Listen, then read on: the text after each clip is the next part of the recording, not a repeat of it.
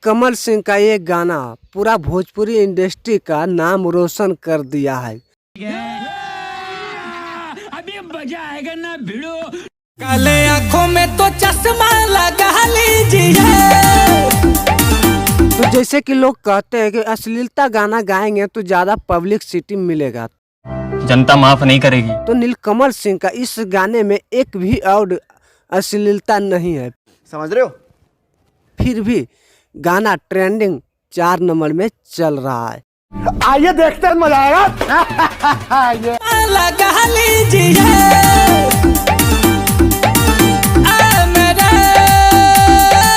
इस गाने में ना कोई चोरी मैटर है और ना कोई अश्लीलता है।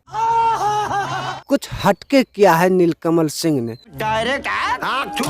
पूरे यूट्यूब पर गर्दा मचा के रखा है इस गाने ने। क्यों?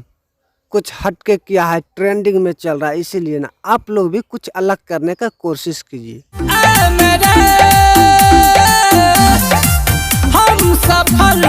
तो भाई लोग, आप लोगों को क्या विचार है हमें नीचे कमेंट करके जरूर बताइएगा। और वीडियो अच्छा लगा हो तो लाइक कर दिया, अपने दोस्तों में शेयर भी कर दिया। और बस तो आज के लिए इतना ही था। फिर से मिलेंगे आप लोग को एक नए वीडियो में। जब तक के लिए जय हिंद, जय भारत।